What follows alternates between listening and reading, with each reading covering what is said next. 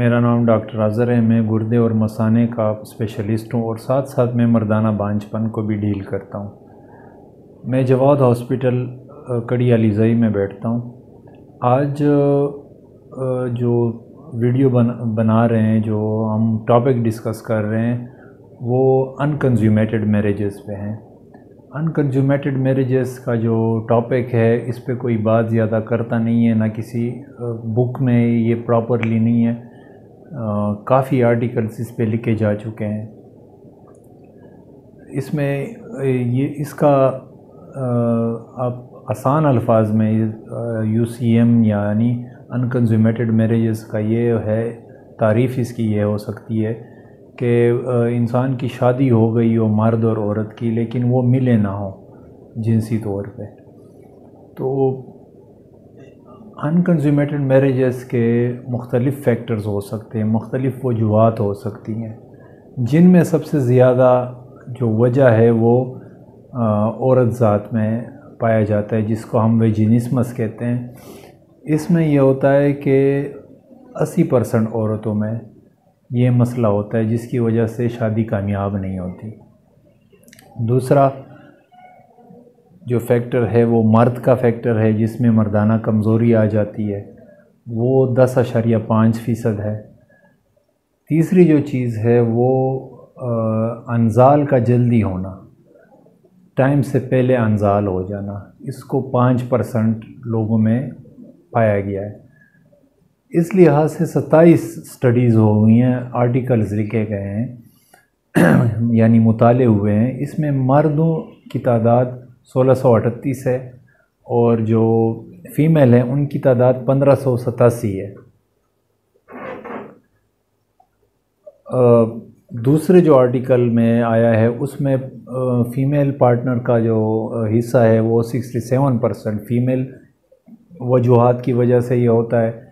7% वही मेल होता है, और दोनों में जो पाया जाता है मसला वो 26% लोगों में पाया जाता है। वजूहात तो ये हो गई, इसके अलावा क्या क्या वजूहात हो सकती हैं। इसके मल्टी डिसिप्लिनरी अप्रोचेस हैं और strategic integration of sex education इसमें ज़रूरी है। जिनसी तालीम बहुत ज़रूरी है, इसके अंदर आपने देनी होती है दोनों पार्टनर्स को। एक और वजह जो हमारे माशरे में बहुत ज़्यादा कामन है वो है social pressure, intense social pressure. जो माशरती तनाव है हमारे माशरे में, उसकी वजह से भी ये प्रॉब्लम ज़्यादा हो जाती है।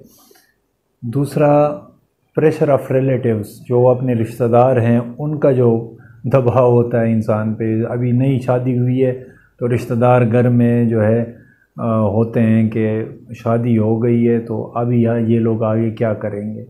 एक नेचुरल प्रोसेस है जिससे हर बंदा पैदा हुआ है। हर बंदे को पता है कि मैं कैसे पैदा हुआ, मेरी जो ज़ात है वो किस अंदाज से आई है, अल्लाह पाक ने मुझे किस तरीके से पैदा किया है। लेकिन फिर भी हमारे जो रिश्तेदारों में और हमारे माशरे में ये चीज़ है कि तजस्सुस होता है कि मिल लेंगे तो क्या होगा। होगा वही जो हर कपल का मिलने से होता है, लेकिन हमारे जो माशरे में ये चीज़ बहुत ज़्यादा है। इसकी वजह से मर्द पे प्रेशर आता है, वो एंजाइटी का शिकार हो जाता है और वो जिनसी परफॉर्मेंस को लेके बड़े तनाव का शिकार हो जाता है, जिसकी वजह से वो पहली रात या सुहाग रात आप उसको कह लें, वो सही तरीके से वो नहीं मना पाता। और इसी इनिशियल प्रॉब्लम के साथ एक और प्रॉब्लम एड ऑन हो जाती है, जिसको हम कंपाउंडेड जो रिजल्टेंट जो मर्दाना कमज़ोरी की वजह बनती है। मतलब इब्तिदाई मसाइल होते हैं, बाकी मसाइल इसके साथ मिल के एड ऑन हो जाते हैं, जिसकी वजह से ये एक ऐसी प्रॉब्लम बन जाती है जिसका इलाज भी मुमकिन नहीं होता। और सबसे आखिर में जो सेक्सुअल एजुकेशन यानी जिनसी तालीम की कमी है हमारे माशरे में, वो बहुत ज़्यादा है। हमारे लोगों को पता ही नहीं है कि ये किस तरह आपने सेक्स एजुकेशन देनी है। और ये जो अनकंज्यूमेटेड मैरिजेस अभी तक जितने केसेस मेरे पास आए हैं उसमें शादी के 7 दिनों से लेकर 3 साढ़े 3 साल तक ये इनका जो है इंटरेक्शन नहीं हुई होती। तो ये काफ़ी प्रॉब्लमेटिक चीज़ है लोगों के लिए, नफ्सियाती तौर पे भी, जनरेशन ग्रोथ के लिए भी काफ़ी नुकसानदेह है, और आल कम्युनिटी के लिए भी ये एक मसला बन सकता है। और इसका इलाज तो बड़ा सिंपल है, पहले आपने इसकी काउंसलिंग करनी है।